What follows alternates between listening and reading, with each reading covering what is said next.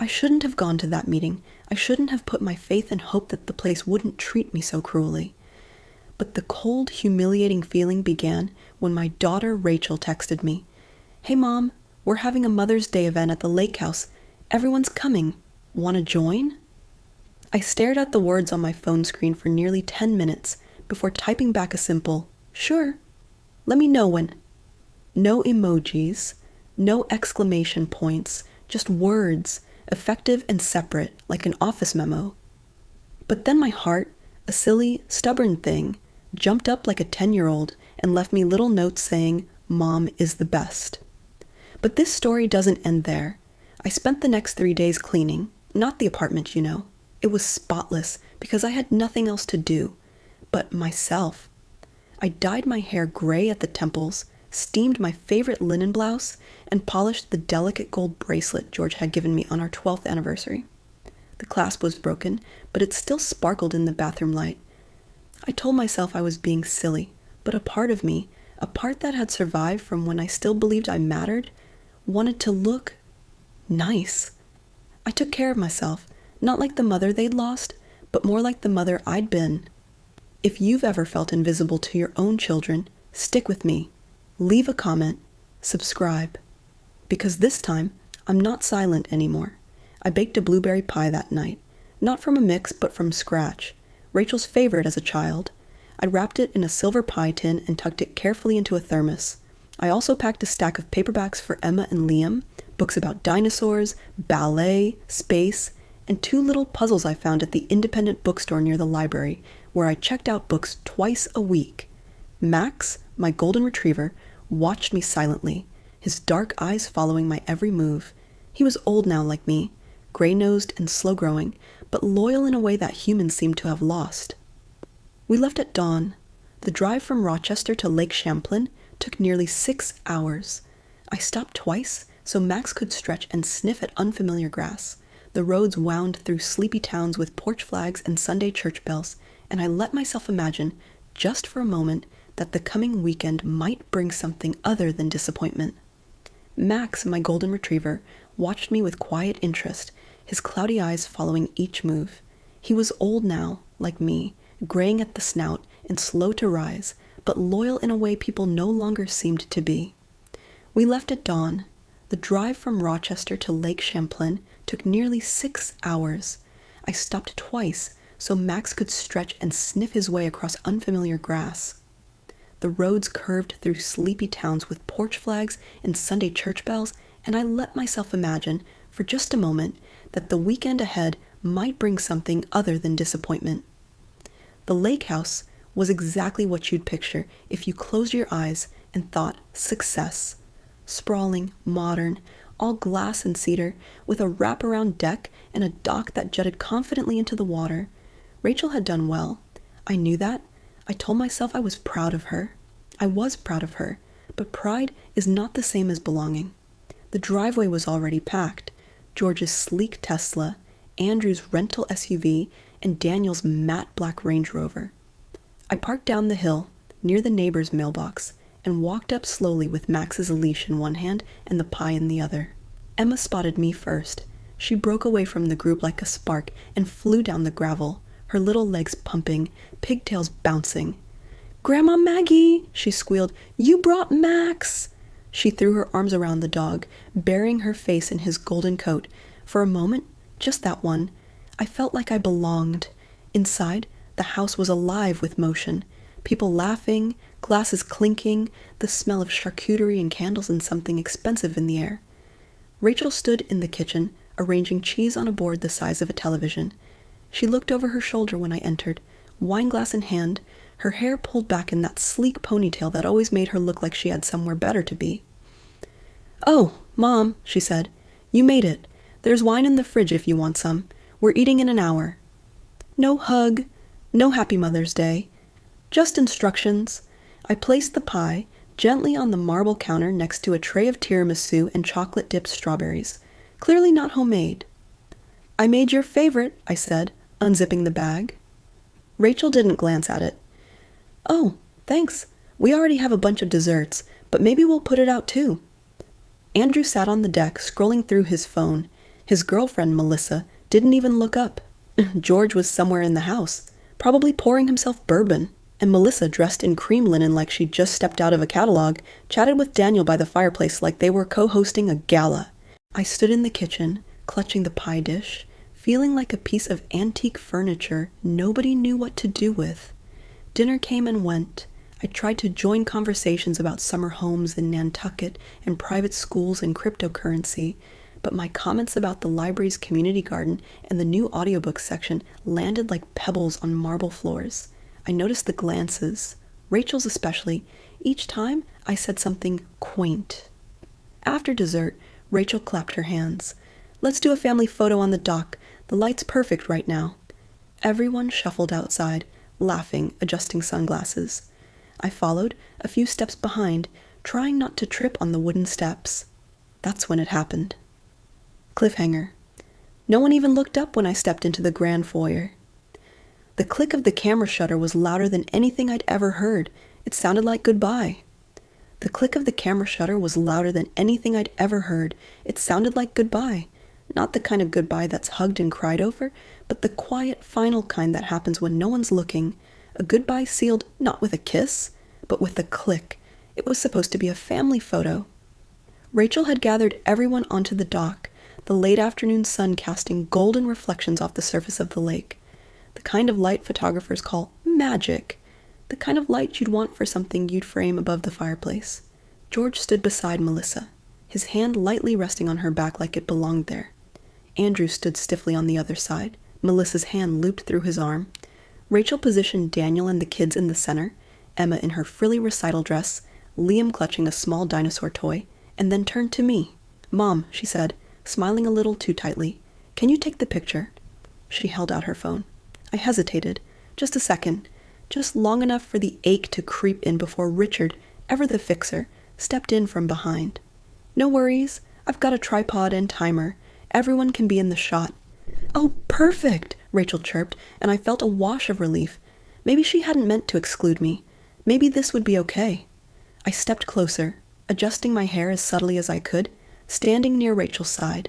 But then she shifted. Not just her body, her intention. She physically created a gap between herself and George, and then came the words. Light, careless, lethal. "Actually, Mom, can you step aside? I want my real mother in this picture." The air vanished. I stood there, stunned, as Melissa stepped into the space I had occupied. Her arm slid around Rachel's waist with the familiarity of practiced routine. The others adjusted easily, as if this arrangement had always been the plan. And just like that, the portrait was set. Father, stepmother, children, grandchildren. I had been erased. A whole life of scraped knees, bedtime stories, sleepless nights during flu season, last-minute science fair dioramas, all replaced by a woman who had never changed a diaper, never burned her hand on a bottle warmer, never sat in a parent-teacher conference worrying about math scores. No one said a word. They simply waited for me to move, for me to make space, again. And I did. I didn't cry, didn't gasp, didn't plead. Instead, I smoothed my hair and stepped back, just far enough for the lens to ignore me. Behind the group, near the railing. Out of frame. Even ghosts know when to leave the room. I turned and walked slowly back toward the house, my footsteps silent on the dock. Behind me, the camera clicked. Once, twice. Sealing the new reality. Inside, the kitchen was still warm with the scent of catered garlic confit and rosemary lamb. My pie, untouched, sat on the counter beneath a bakery box that held professionally styled macarons. The contrast felt almost comical. I picked up the pie dish, covered it with foil, and slid it back into its bag. From the window, I could see Rachel laughing at something George had said, her head tilted in just the same way I used to tilt mine when he told one of his tired accountant jokes. They looked perfect together, a perfect family. No room for the woman who had made that family possible. No room for mistakes or stretch marks or stories that made people uncomfortable. Just the polished version of reality they could show off to friends and Instagram followers. I found Max curled in the shade of the deck, his head resting on his paws. He looked up at me with his foggy eyes, sensing the shift in the air. I clipped on his leash and gave him a gentle scratch behind the ears. "We're going home," I whispered. Rachel passed me on the way inside, wiping lipstick off her teeth. "Hey, Mom, can you make sure the guest towels are put out in the downstairs bath? We might have people staying over." She didn't wait for a reply, didn't notice the pie was gone, didn't notice me. That night, I slept in the guest room on 300 thread-count Egyptian cotton sheets that smelled faintly of lavender and something artificial. Max curled beside me on the bed, his body a comforting weight against mine. The window was open, letting in the soft hum of lake insects and the occasional creak of the dockboards below. I stared at the ceiling, listening to voices drifting through the house, laughter, clinking glasses, music, not mine, not for me. Sometime after midnight, I got up and tiptoed to the kitchen. I made a cup of tea, careful not to wake anyone, and I sat at the massive granite island, alone, the steam from my mug fogging my glasses slightly. There had been so many moments over the years where I could have demanded more respect, more acknowledgement, more presence, but I hadn't. I'd chosen peace over conflict, softness over strength, and they had learned to treat me accordingly, as optional, as replaceable, as someone who would always say, "It's fine," even when it wasn't, especially when it wasn't. Now, as the dawn began to bleed slowly into the horizon, I realized something had shifted, not all at once, but completely. This was not my family anymore, not in any way that mattered. They had made that clear. Now it was my turn. Cliffhanger. Even ghosts know when to leave the frame. I had never weaponized the truth before, but now I had nothing left to protect. I had never weaponized the truth before, but now I had nothing left to protect. Not their image of themselves, not their comfort, not even their approval, which I'd spent most of my adult life chasing like a leaf caught in wind. When Max and I returned to Rochester, the penthouse felt even smaller, not physically, but emotionally, like a coat I had long outgrown, but continued to wear out of habit. I dropped the leash, let Max wander toward his corner bed, and stood in the entryway for a long moment, staring into the quiet. Then I moved toward the hallway closet, the one with the boxes. Decades of life were stored in there. Journals, letters, tax forms, school projects, baby shoes, graduation announcements.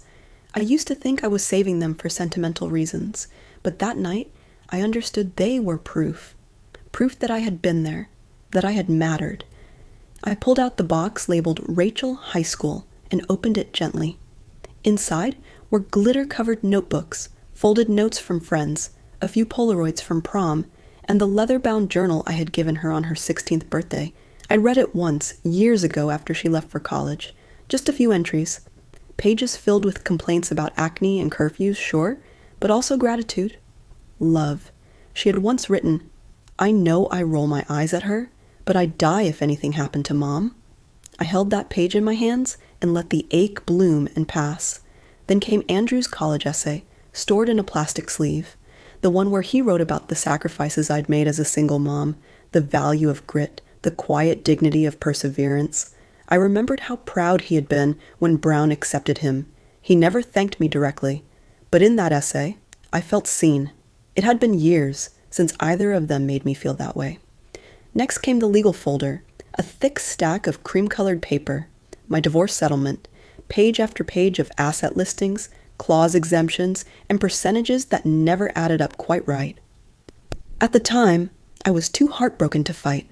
George's lawyer, aggressive and slick, had worn me down. I just wanted it over. And so, I signed. What I hadn't done was forget. Among the legalese were annotated copies, highlighted lines, post-it notes, bank statements that contradicted his claims of shared ownership, a paper trail of erosion. Now, I sorted them all into neat piles, folded carefully into labeled envelopes. The final item I retrieved was the laptop, an old one, slower than molasses, but still functioning. The last time Rachel had visited for Christmas, she'd asked to borrow it for a quick email. She never logged out. Months later, while clearing space, I'd stumbled upon them. Messages between her and Daniel, referencing sensitive internal research from her company. Information that Daniel had allegedly leveraged for a lucrative investment. At the time, I was horrified, but did nothing. That was the story of my life, really, watching, absorbing, tucking things away. But now I was done being silent. I printed the emails, slid them into a fresh envelope, added a note. Remember who was there. The post office was quiet the next morning. I paid extra for priority mail and tracking. The clerk asked if I wanted a signature upon delivery. No, I said. Just confirmation that it arrived. That night, I made tea, sat with Max, read a few chapters from a novel I wasn't really following, and waited. It took 3 days. On the third morning, my phone lit up like a Christmas tree gone rogue. Rachel's text came first. What the hell, Mom? Seriously. Then Andrew. 4 missed calls in 20 minutes. Then George. Subject line, we need to talk. I deleted it without opening. Let them stew. Let them sit in the fog of not knowing, the same fog I had lived in for years, wondering if I would be invited, included, remembered. That afternoon, while repotting my African violets, I finally checked my voicemail. Rachel's voice was high and clipped, the way it got when she was angry but trying to sound composed. Mom, I don't know what you're trying to prove with this. Those journals were private. And the divorce papers, why would you send those? Call me back. Immediately. Next came Andrew's voice, more direct. What the actual hell, Mom? You can't just dump all this ancient history on us because you're feeling neglected. Rachel's a mess. Now Daniel's freaking out about insider trading or something. Richard's asking questions. You need to fix this. Fix this. As if I were still the emotional janitor of their lives? The one who cleaned up the messes I hadn't made. I listened to the last message from George while pouring Max a fresh bowl of water. Catherine, this isn't healthy behavior.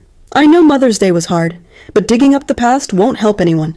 Melissa is very upset. Let's talk this out, like adults. Like adults? As if I were a child having a tantrum. As if the weight of years didn't give me the right to finally act. I deleted the voicemails. Max looked up at me, his tail thumping once. I'm okay, I told him. He blinked slowly. That was all the reassurance I needed. That evening, I heard the knock. A familiar rhythm. Heavy. Controlled. I opened the door to find Andrew standing there, holding a manila folder in one hand, his mouth drawn tight. Mom, he said, we need to talk about this. Cliffhanger. I'm reclaiming my life, Andrew. Starting with the truth. For decades, I'd taught them that my love was unconditional, and they mistook that for permission. For decades, I'd taught them that my love was unconditional, and they mistook that for permission. Permission to overlook me, to underappreciate me, to erase me altogether. And I had let them, hadn't I?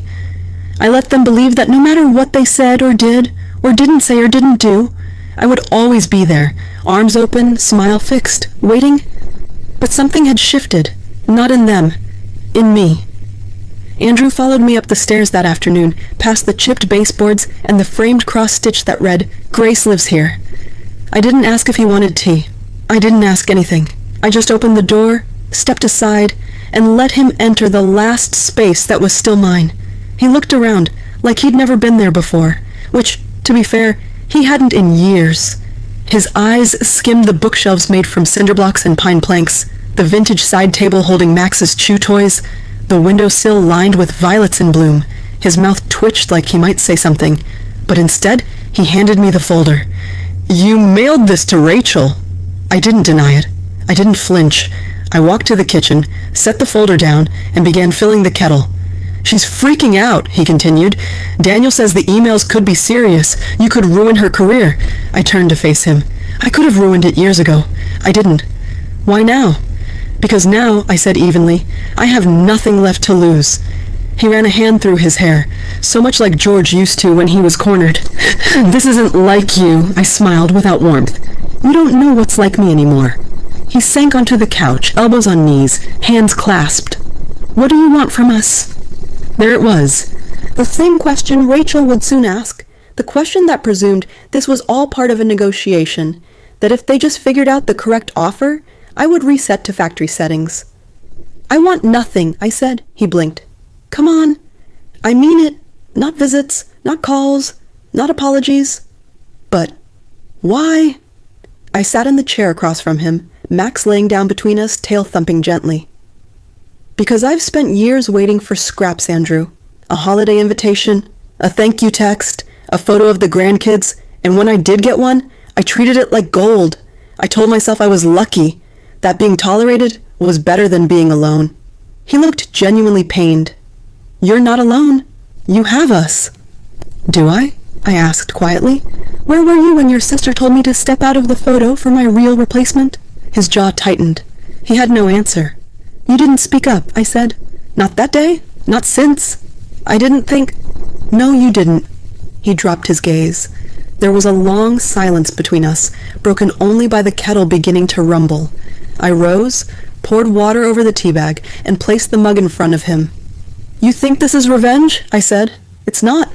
Then what is it? It's a boundary. He furrowed his brow. I've never had one with you, or with Rachel, or with your father. I let everyone cross lines because I believe that's what mothers do. We bend, we forgive, we show up even when we're forgotten. He didn't speak. He just stared into the steam rising from his cup. Rachel shared confidential work files with her husband. George hid assets during the divorce. You benefited from both, knowingly or not, and I stayed quiet to protect the family. I leaned forward slightly. I'm not protecting anyone anymore. Mom, he said softly, this will destroy everything. I nodded. Yes, it will. He looked genuinely shaken. And you're okay with that? I thought about it for a moment. I'm okay with not being the one destroyed this time. That night, I emailed Harold Benson. I asked him to prepare an amendment to my will. 2 days later, I sat in his office, bookshelves lined with leather-bound legal codes, a faint smell of pipe tobacco clinging to the curtains. He squinted at me over his reading glasses. You're sure about this, Margaret? I've never been more certain, he sighed, tapping his pen against the desk. The trust for the grandchildren stays? Yes, they are innocent. And Rachel and Andrew? They receive nothing, I said. Not a penny, not a picture, not unless they meet the requirements. Harold raised an eyebrow. Which are? A handwritten apology, no emails, no texts, pen on paper, minimum 5 pages, one for every year they slowly erased me. He looked surprised. And if they do it? They still receive nothing, I said flatly, but they'll have earned back a shred of their humanity. He didn't smile, but he didn't argue either. Let's write it up. The following evening, a text arrived. George, dinner at Giovanni, 7 p.m., kids are upset, let's talk. Giovanni, the same restaurant where he told me, 15 years ago over veal marsala and red wine, that he'd met someone else, that he wanted something new, something lighter. I hadn't been back since. I didn't respond. Instead, I took Max for a walk through Highland Park. The lilacs were just beginning to bloom. The air was cool and clean, tinged with the promise of summer. We walked slowly, Max pausing at every bush like it was a message board. I didn't think about Rachel, or Andrew, or George. I thought about the sound the dock made under my shoes when I stepped aside.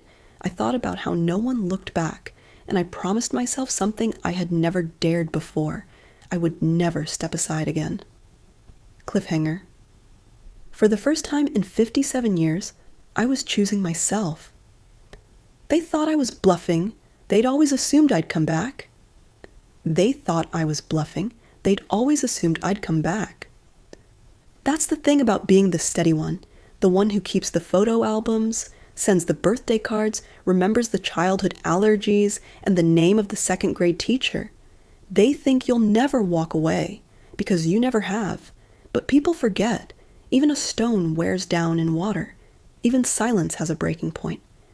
I didn't give them another warning. After I met with Harold, I moved with quiet precision. I listed the penthouse for sale. As his quick closing, no showings, my realtor knew someone, a cash buyer who flipped aging downtown units into luxury rentals. I didn't haggle. I didn't wait for bidding wars. I wasn't looking for more. I was looking for out. The rest happened quickly. I donated nearly all my furniture to a shelter for women re-entering the workforce, gave my books to the library, sold my car to a family friend for half its worth. I kept only what could fit in 3 suitcases: clothes, papers, Max's leash, a small cedar box with a lock. When I turned in my notice at the library, my manager blinked twice, then hugged me like I'd just announced a terminal diagnosis. I suppose, in a way, I had. The life they knew, Margaret the mother, the ex-wife, the shelver of books, the quiet one, was ending, and I wasn't holding a funeral. Rachel called again the evening after the apartment listing went live. "Jason told me what you're doing," she said. "Are you seriously moving? Selling your apartment? What is this, Mom? Some kind of dramatic act?" I remained quiet. "Jason said you're threatening Dad with the ethics board, that you're sending stuff to my company. This is insane. You need help." It was her favorite deflection, making me the irrational one. "It's not blackmail," I said calmly. "It's insurance." "Insurance?" she spat. "You're threatening to ruin my life over a single comment?" "Is that really how you see it?" I asked. "One comment." She paused. "A rare thing. I didn't mean it like that. But you said it, in front of everyone, and you didn't apologize. Not then, not after, because you didn't think you had to." "It was a stupid thing to say, but you're blowing it out of proportion. You're destroying everything." "No," I said gently. "You did that. I'm just removing myself from the wreckage." The line was silent for a moment, then filled with shallow breath. "What do you want from us, Mom?" The 3rd time that question had been asked. "I already told Andrew. Nothing." "That can't be true." "But it is." Her voice wavered. "You're cutting us off, just like that?" "No," I said. "Not just like that. Slowly, over decades. You just didn't notice." The next morning, I boarded a one-way flight to Florida with Max in his crate and my luggage checked through. The real estate agent closed the apartment sale via e-signature. I wired the proceeds to a temporary holding account, then turned off my old phone. No forwarding address, no goodbye, just gone. Clearwater was everything Rochester wasn't: warm, wide, forgiving. I rented a small beachfront unit with a balcony overlooking the Gulf. It had pale blue walls and floors that creaked, and it smelled faintly of sunscreen and sea air. Every morning, I made coffee and sat outside, letting the breeze comb through my hair. Max adjusted beautifully.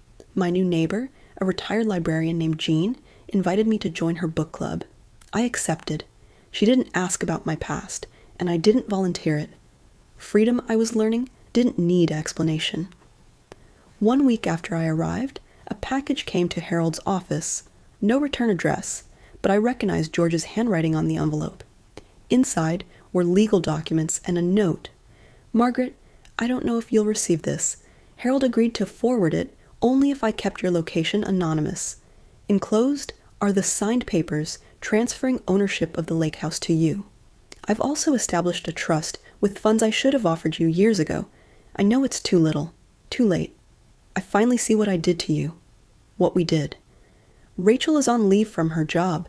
Andrew's girlfriend left him after a meltdown at work. The kids miss you. I miss you. If you ever want to reach out, we'll be here. If not, at least take what should have always been yours. George." I read it twice. Then I called Harold. "The paperwork looks legitimate," he confirmed. "Accept the transfer," I said, "but I don't want the lake house." "What would you like to do?" "Sell it. Donate the proceeds to the shelter on Oakmont, anonymously." "And the trust?" "Keep enough for college funds for Emma and Liam," I said. "The rest goes to a scholarship fund for single mothers going back to school." He was quiet. "That's nearly $2 million. "I know." "They're struggling, Margaret," he said gently. "Rachel could lose her license. George could be disbarred. Andrew's in counseling." "I'm aware. A word from you could stop this." "No," I said. "No more rescues. No more grace that gets interpreted as weakness. Some would call it revenge." "No," I said again firmly. "It's consequence." He didn't argue after that, and I didn't feel even a twinge of regret. That night, I walked the beach barefoot. The sky was peach and lavender, the air warm and still. I passed an elderly couple holding hands, their steps slow and synchronized, and felt a pang, not of longing, but of recognition. That could have been us. If fidelity had meant anything, if sacrifice had counted, if being a mother had ever been enough. Cliffhanger.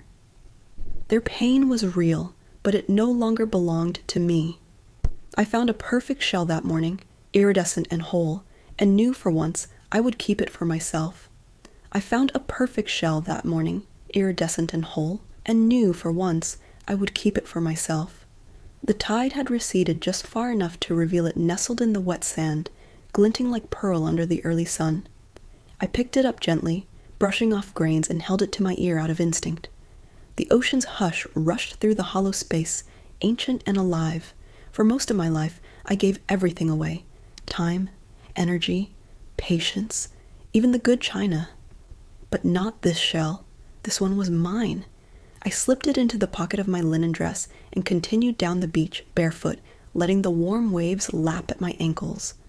The sky was a soft watercolor, faint blues bleeding into gold, and the air smelled faintly of salt, coconut sunscreen, and morning. That's when the notification came. A chime from the phone I now used only for weather alerts and the occasional note from Jean about book club snacks. It was an email from Harold. Subject, final contact. Read and delete at your discretion. Attached were scanned letters. One from Rachel, one from Andrew. They'd shown up at his office, desperate, demanding answers, wanting access. He'd given them nothing, just as I'd instructed, but they'd left behind their words anyway. For a moment, I considered not opening them, but then I did. Rachel's handwriting was shakier than I remembered, loopy in places, tight in others. Mom, I don't know if you'll ever see this. Everything is falling apart. The ethics board is investigating Dad. The SEC is investigating Daniel. We might both face charges. Vanessa left Dad. She took half of what he had left, and I keep thinking about that day on the dock. What I said, what I did. I've replayed that moment 1,000 times. The truth is, I was showing off, trying to impress Melissa, to be the daughter she never had. And in doing so, I threw away the mother I did have. You. I understand now what Dad did to you in the divorce. I understand what we allowed. And I am so, so sorry. Please, if you can ever find it in your heart to forgive me, your daughter, if you'll still have me, Rachel. Andrew's was shorter, always to the point. Mom, I don't deserve your forgiveness. None of us do. You were right about everything. Dad lied. We believed him. We let you carry everything and acted like you should be grateful for it. I stood there and said nothing when Rachel cut you out of the photo. I watched it happen. And I hate myself for that. I'm sorry, Mom. I really, really am. Andrew, I read both twice, then a third time. The words were real, the remorse genuine, and yet they didn't move me the way I once thought they would, because the woman they were writing to, she didn't live here anymore. That woman, the one who would have picked up the phone, rushed to their defense, smoothed everything over with hugs and baked goods and whispered forgiveness. That woman was gone. I didn't mourn her. I honored her, but I didn't miss her. She had done her duty. Now it was my turn. Back at the beach cottage, Jean had left a note on my door. Book club's still on for tonight. We're discussing The Year of Magical Thinking. Don't be late. Bring wine. I smiled. Not because of the wine, but because someone had expected me to show up. Not out of guilt, not out of obligation, but simply to be there. I tucked the shell onto the shelf next to Max's leash and filled a basket with crackers, a bottle of red, and a wedge of cheese from the little market down the road. Jean's place was just 3 houses away. As I stepped outside, I caught a glimpse of myself in the mirror by the door. The woman staring back looked rested. Her shoulders no longer slumped. Her eyes no longer scanned the horizon for someone else's return. Her skin had browned a little from the sun, and her silver hair gleamed. She looked free and unfamiliar and whole. That night, as the breeze curled through the open windows and the book club laughed over poorly remembered quotes, my phone buzzed one last time. A text from a number I didn't know. Mom, it's Rachel. I got a new phone. Dad's not well. Please, just talk to us. I didn't answer. I set the phone face down on the counter, poured another glass of wine, and asked Jean what book we were reading next. The next morning, the storm had passed. The sky was polished, the sea was calm. I walked along the shoreline, watching pelicans dive and children laugh as they chased foam. An older woman stood before an easel, painting the horizon in wide strokes of blue and rust. A young couple walked their dog ahead of me. The tide came in, slowly erasing footprints, mine included. I reached into my pocket and pulled out the shell, pressed it to my ear again. This time, I didn't hear the ocean. I heard my mother's voice. Words she'd told me once, long ago, when I was still young enough to think being everything for everyone was the greatest measure of a woman. You can spend your whole life giving yourself away piece by piece until there's nothing left, or you can learn to keep something sacred for yourself. It had taken me 57 years to understand, but I had learned, and now I was keeping the rest. Cliffhanger. The tide erased my footprints behind me, and I didn't look back. Sometimes, the loudest breaking point comes not with a scream but with silence, the kind that follows a lifetime of being overlooked. Margaret Whitmore didn't raise her voice. She didn't demand justice. She simply walked away, one step at a time, until she could finally hear herself think. And in doing so, she taught us something essential.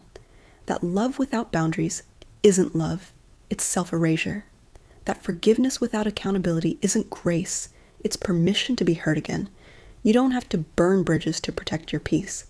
But sometimes, you do have to stop walking across the same bridge just because they keep calling you from the other side.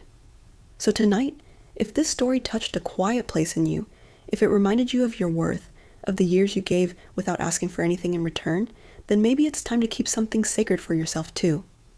And if you'd like to help share that quiet strength with others, feel free to leave a comment below or pass this story along to someone who might need to hear it. Thank you for listening. Until next time, take care of your heart. It's carried you through more than you realize.